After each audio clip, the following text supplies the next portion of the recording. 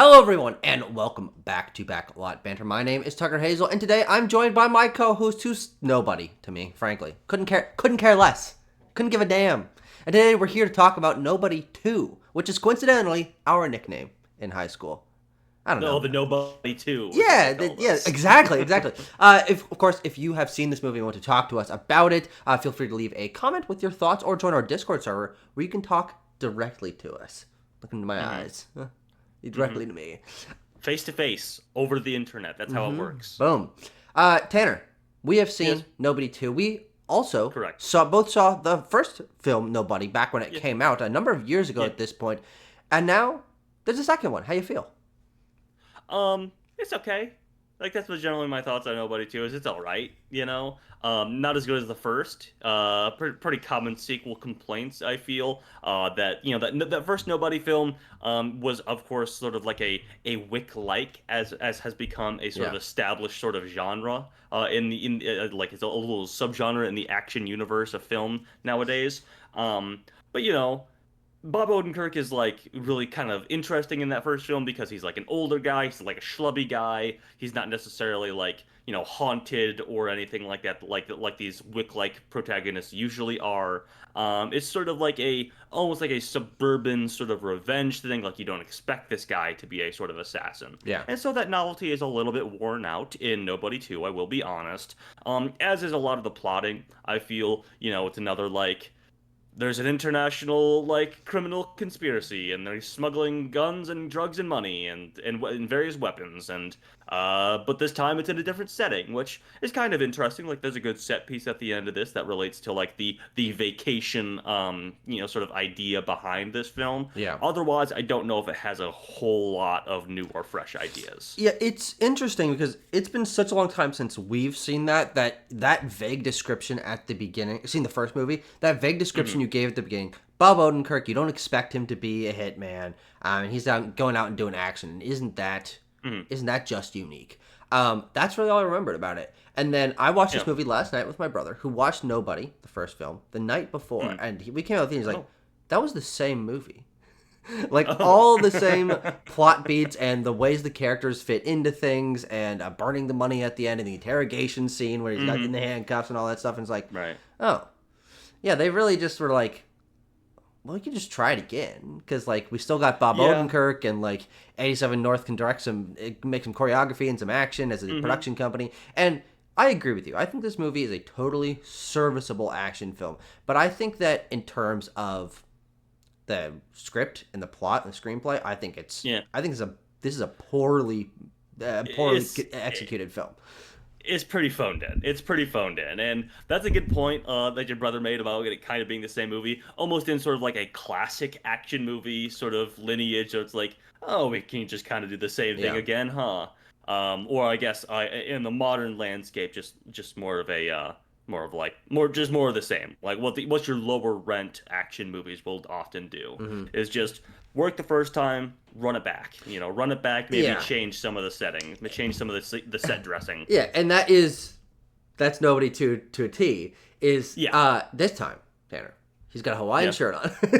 Like, he does have a Hawaiian shirt on. that is the pitch deck when they're in the Nobody studio. goes Hawaiian. Except it's not Hawaii. No, it's Midwestern. Midwestern, water park. it's Plummerville is what they call it. Which, to be honest, Tanner, I think that is the best thing that this movie has going for it. Now, it doesn't necessarily exploit that to its fullest potential, but I like the idea of this this vacation spot in the Midwest that is aping tropical vacation vibes, but is still at the end of the day, you know, like you're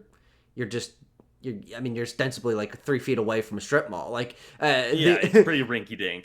And I think that is something that you don't see very often in media, frankly. And so I think that as the movie is getting started with its vacationing, I think that 30-minute chunk there, which also, by the way, this movie is short. It's under 90 minutes. As it was wrapping up, like, that's with credits. I was like, it's like 89 minutes with credits. I felt like I blinked and the movie was over. I was like, what the hell? Yeah. But the getting started in the vacationing section, I think is pretty fun. I think Yeah, going to arcades fine. and this place being like down for repairs, so they can't even like actually go play in the water park and stuff. Like those are good moments of comedy. It reflects this unique tone that the movie has with the vacation stuff. You know, they're moving into the like really over the top hotel. They've got their luggage and stuff. You know, they're doing the road trip. Like that, I feel like is the core of Nobody 2. That's what the movie is sold on.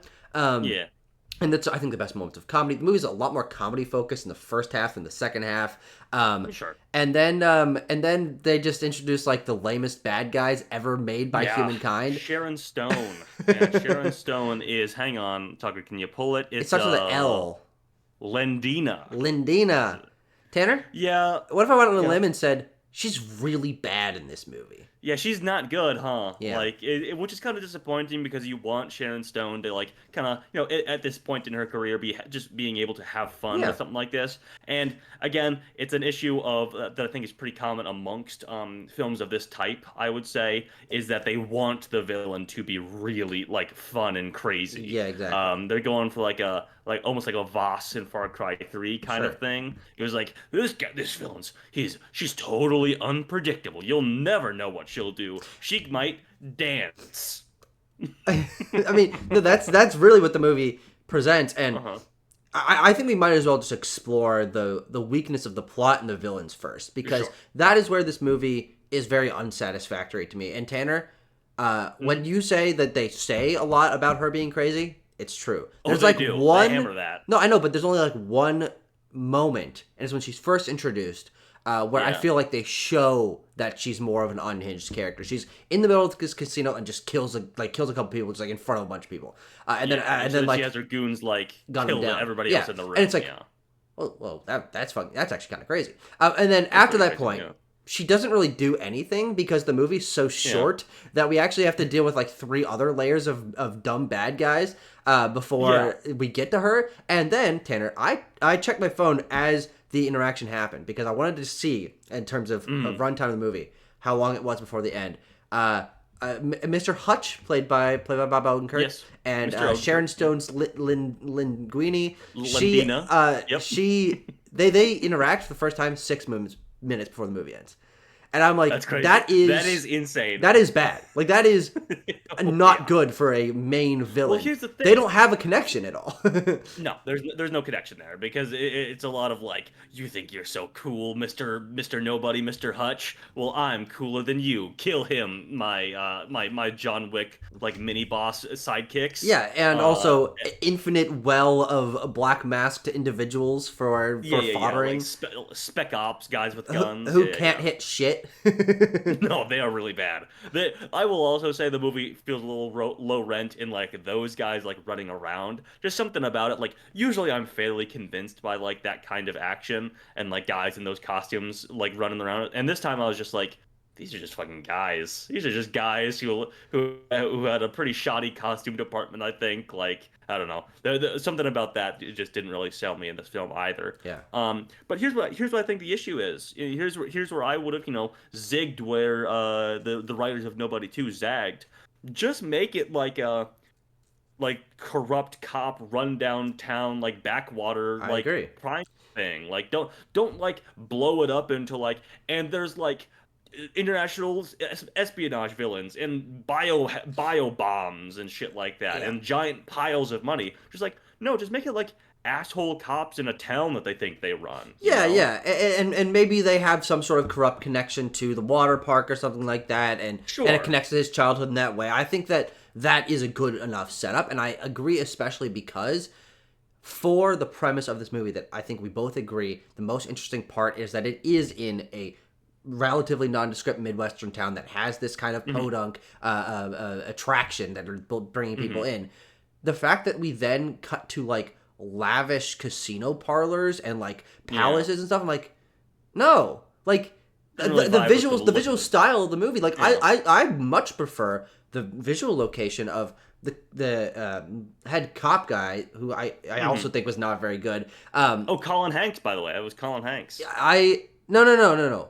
his boss. Oh, the other guy. Uh, Yeah, the actor. I don't know the character's name, but I think yeah, that yeah, John Ortiz yeah, is John Ortiz. Wyatt Martin. Yeah, Wyatt. I thought he was not very good, but I vastly preferred the visual location of his office that was his dad's old place that's got like Yeah. surfboards on it and like fishing net hanging on the ceiling. It's like really cheesy. Like that to me is a much more interesting location that fits into the tone of this movie versus we cut to just Yeah. like It's a also highfalutin thing. I'm like, why is this in fucking Wisconsin? Like, what what's going on here? for as much, for as little as this film really is concerned with its thematic resonance or anything like that. Like even that is where like the themes of this movie True, is yeah. in like the fatherhood and being a dad and like wanting to pass things down to your Yeah. son especially, or your kids in Well, general. yes. Like that is, I mean, John Ortiz basically has a line that is like, "Here's what the lesson of the movie is." Yeah. Bob Odenkirk, and he's like, "Oh, thank you for the lesson of the movie, John Ortiz." You're right, but the movie also spends a lot of time early on setting up this not wanting to pass down violent tendencies to your children Yeah. aspect of Yeah. Hutch's character. And then there's the second half of the movie where he gives up apologizing for things and like saying that away. don't do as I say, not as I do, ostensibly is like the Yeah. idea of this dynamic. And he's like trying to get people to calm down. He's like, okay, I'm not going to escalate. And then the second half of the movie kicks in and he just goes on a fucking rampage and drives to Yeah. people's houses and shoots them in the head immediately. And it's like, what happened to the theme of the movie? Hey, listen, at a certain point, I think you realize that like we still gotta make him do like the action movie Exactly. stuff, huh? But it just feels at odds with itself, especially because it doesn't feel like Yeah. it's carrying that theme through. I mean, I guess you can say not following through in it, and maybe this is intention, I don't know, maybe I'm being too charitable, is that not doing that is funny, which, sure, fair enough, but like, it's already like a low B minus action movie. Like, just don't have a theme. Like, you don't need to be like, you're not showing this to children to like teach them to not be violent. Yeah. It's very odd. Yeah. What do you think I of the think there's family also- and that stuff? Fine, like fine enough, but then also like quite unimportant at the end of the day. And they like try to fold oh god, I gotta find it. Connie Nielsen as his wife, Becca, into the fray a little bit more. Because there's a lot of, and again, I can feel this being just like replays of scenes that happened in the first movie of her being like, Hutch, like you're putting us in danger. Like I thought you said you were gonna leave this all behind you, etc., etc., etc. But then she also gets involved because they're threatening her family. Yeah. I was like, did that happen in the first movie? I don't really remember. No, I asked Keaton that Okay. same thing because Okay. we were going through all the things that are like very beat for beat similar in this film. Connie Nielsen's involvement in any capacity, very minor capacity in the action here and in this movie, is one of the things that is new for this movie. But let's talk about that final sequence because Sure. on a conceptual level and a execution level to a certain degree, I think that's one of the stronger chunks of the movie because it's at a theme park, and they're using theme park attractions that are booby trapped to take out the bad guys. And I'm like, okay, Yeah. that's an idea and an execution. I like this. And this is something that definitely did not happen in the first film. But it's also just weird for like three different like plot holy dumb reasons. Which Okay. Tanner, let's talk Yeah. about the involvement of Hutch's brother in this film. Oh, RZA. RZA. Okay. Something a character I completely forgot was involved at all. Me I was too. like, oh, interesting. They're adding RZA in this film, and then I clicked on his name. It was like, he was in the first movie. He was not only in the first movie, he served Uh-huh. the exact same purpose with the exact same amount of screen time, according to my brother, who I trust. Oh, sure. Sure. Is that they're on the radio for this chunk, and then in the last Uh-huh. sequence, he shows up, they clasp hands, and they booby trap this place to Yeah. beat the bad guys. But there's a twist in this one. He Hmm. has just gotten back from Japan and is now a samurai of sorts, a Yes, ninja. they're He is allowing- Bob Odenkirk's vegan ninja brother. What are you talking He is- about? it is Tucker. Let me just fill you in a little bit. That is RZA having a little bit more say in like what he wants to be in the movie. RZA is very much like that kind of guy. Like that is the Wu-Tang Clan's like whole vibe. Sure. Is that sort of like Eastern Japanese influence kind of thing. So he's like, yeah, I just want to be like a samurai guy now. And they're like, fuck it, okay, yeah, you have a Yeah, sword. I don't give a fuck. but it's just the family aspect of this movie, especially when it branches out to especially his brother, but even to some degree his dad. I just think is really underwhelming because they try to present it as like, oh man, the family coming back together. I'm like, I don't know you. I don't know these characters. This movie is so unconcerned with Hutch's backstory, with his like origins, like frankly his job. Like they explore it so lightly that this Hmm. whole history of like what his dad did and the way that impacted his sons falls completely flat for me. And then even if it is like don't pass violence down to your children, but then we get old man Christopher Lloyd passing violence down to his children and they all do it together. It's like one of these Yeah. things is not like the other. Like the movie's at in Hmm. conflict with itself. It really is. Christopher Lloyd, in it more than I expected, Yeah. honestly. It is even involved in the action more than I expected. Take a shot every time that he said, yeah, well, he's sitting down. Listen, he's Yeah, yeah. sitting down. Take a shot every time that he says the old lodge. I love him. I just love Yeah. hearing Christopher Lloyd talk. Yeah. I love when he says the old lodge. I'll stay in the old lodge. Yeah. Pretty good stuff. Um yeah, Christopher Lloyd and Bob Odenkirk are the Mm, best parts of this movie. I think that yeah, they are really good in these roles.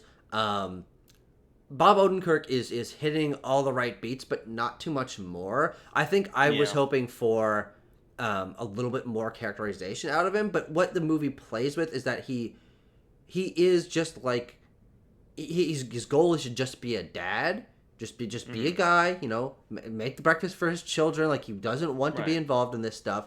But he's given, especially in the second half of the movie, so few opportunities to do that that it's just Yeah, like, I mean, well, at the, by you're just you're just John Wick the again. movie is really in like action movie mode at that Yeah. point. I mean, like he doesn't interact with his does he interact with his kids at all? Like after they get on that boat? No, well, because he drops off the cop's son at the thing, and he's like, Oh yeah, he's like, yeah. Grundy, you're in charge now. Yes, right. That's what it is. He's like, His son, okay, hi kids, I gotta go. I gotta go kill some people, and then he talks to Connie Nielsen for a minute. and she's like, all Um, right, go kill them. yeah, yeah. I mean, listen, Even though she Odenkirk has is just no idea it. what's happening. She has no idea what's Yeah, going on. She hasn't heard about of any of course. this stuff.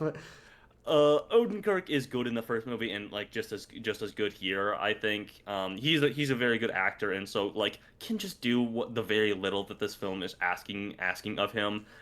He has the moments where he's got that like really broiling rage that just overtakes him at certain points, and even when he like fucks up a little bit and he's like, "Ah, now I gotta like kill 16 more people, I guess." Like he can just play those moments Yeah. pretty well. So yeah, but Odenkirk's good. Yeah. Odenkirk's good. He is, and so is the action. And that's the thing that is Hmm. really frustrating about this movie. Is as we've gone through, we're 18 minutes into this review, and we haven't really talked about Hmm. the action sequences yet. Oh yeah.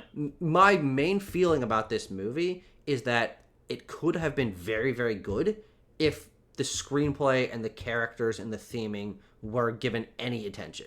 But instead, they have this vacation idea, which good, thumbs up, I approve, and they have decent action choreographers, Hmm. and then there's a good amount of action sequences in this movie that are very fun, and they're doing lots of needle drops, and Yeah. and they're whipping people around, and they're blowing things up, and they're breaking through breakable props, and it's just like, yeah, like that is where the movie works. That's where the skills of that production company lie. But it feels unsatisfactory to me because I'm not in a movie. I'm not just there to watch bodies fly. A Yeah. setup for caring about why this is happening, and then feeling the impact of that Yeah. is important in the larger scheme of things. Yeah. Here's what I'll say about director Timo Tjahjanto, Hmm. who I watched his film The Shadow Strays a couple of months Mm. ago. He also has a very popular action film on Netflix called The Night Comes for Us. Mm. Sorry. It is kind of like one of these burgeoning names in action, who I think, at least from the film of his that I've seen, The Shadow Strays, can do this stuff like all day, every day. Yeah. He could just do, but it's when this film is a little bit more concerned with its story that it really Yeah. falters. Yeah. Like The Shadow Strays is really just like a marathon of killing people. It's one of those kinds of movies, Yeah. almost like in the lineage of like The Raid, for Mm-hmm. example, where it's like very story light. It's just like watch how many fucked up ways we can kill Yeah. people, Yeah. basically. And he could do that. He's a very good action stylist in that way. Mm-hmm. I just don't know if he's exactly comfortable playing in script land a little bit more. Very similar to maybe like our complaints with like Gareth Edwards. Many people's Sure. complaints with Gareth Yeah. Edwards coming out of Jurassic World Rebirth is like very good stylist, has a good eye as a Yeah. director. Outside of that, who's to say? Yeah. You know. And that is But we'll see something that. DeSanto's work. Yeah. With he's taking a stab at another action sequel in the coming years. He's doing the Beekeeper 2. He's signed on Oh, to. fucking, that makes a lot of sense. Yeah. Yeah, it's interesting because this is a criticism as we've reviewed a number of 87 North productions, Violent Night, Fall Guy, Bullet Train, Love Hurts, is that the action's good in all of these movies. Yeah. So the Yeah. set pieces, the stunt work is excellent. They need someone at their studio who's a better script doctor. They need someone who is looking out for more interesting narratives in their films rather than just an idea that we can put action into. I mean, I think Fall Guy and Bullet Train are easily the best of those movies because there's something a little bit more going on there. But it's unfortunate that in this movie where there is a very clear skill that the team has to make these interesting action set pieces and you know the sound design is great and Bob Odenkirk and slash or his stunt doubles are doing a really great job of whipping around and beating up 400 guys without like barely getting hit at once.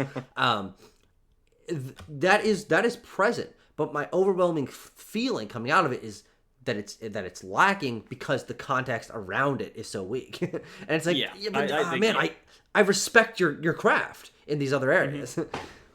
Yeah, definitely. I mean, it's sad that this will. Well, I guess the first one was also just sort of fallen into that malaise. But like, I remember the first Nobody being like, it's decent. Like, it's good. Yeah. And maybe a cut above some other 87 North or Wick-like productions of years of the last few years. But Nobody 2 is certainly in that sort of pool of just like those movies, you know. Yeah. It's lost a lot of what was interesting or unique about Yeah. the first film just by hitting those same notes again. True. But you know what stays good stays good. Yeah. Tanner, I would say, yeah. Before we give our scores, Oh, sure. did you see what I said in our group chat was the most audacious part of this movie? And do you agree? Yes. Dude, when I saw it, I was like, what? So I sent a text last night, immediately after Yeah. finishing the movie, where I said the most audacious part of this movie is the movie poster that the Hutch household has hanging up in their Right. home, which is of Tanner. The first Purge. No, the Forever Purge, Tanner. Oh, was it? Oh, yeah, it was the Forever Purge. Sorry, yeah. Sorry. Yeah. Tucker, I'm getting them confused. Which Sorry. Tanner? It's the That's one with even the guy on worse. the horse. Yes, which is Yeah. definitely Forever Purge. It's the Western themed one. Yeah. It's not the U.S. themed one. Come on, keep up. Uh-huh. Remember your purges. What? Yeah. What does the guy say in that? It's like the something purge, the Forever Purge. I don't know. Is he like the last purge? I don't know. Yeah, that would make yeah, sense. we said that so much. Holy shit. But Yeah, we that's did. that's fucking That's weird, crazy. huh? Also because like, is there a producer that are shared between? That's a Blumhouse movie, right? Like, Producers. what's the connection? Who? It was Brandon, same set designer, perhaps. Let's see. Hey, maybe Timo Tejanta is just a big fan. I mean, I certainly hope not. But Kelly McClure. No, I'm looking through it. I'm not seeing any shared producers or anything. What I am seeing, Tucker, is a lot of people who worked on these movies worked on very similar types of bad versions of these kind of movies. yeah.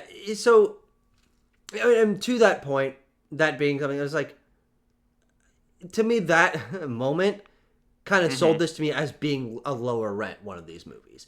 Is like, you made a Forever Purge reference in your film. That movie sucks. I mean, that movie is like really, really bad. And by association, the fact that you like have your characters care about this movie in any capacity. The fact that you even remember it exists is already a black mark on your ledger, in my opinion. Yeah, for sure, for It was sure. just a weird note to end the movie on.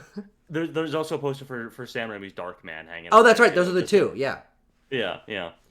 So Strange. That I one don't I know. can buy someone just being a fan of. Yeah, sure. Yeah, You know, fair that movie's enough. got it's got a bigger name director attached to it. It's got a Yeah, little bit of it's camp got to a it, bit as of far a as I cult know. following. Yeah. Yeah. Forever Time does for not have five a out of cult 10 for following. nobody too. 5 out of 10? Yeah, I'll say the same. 5 out of 10. It Okay. is.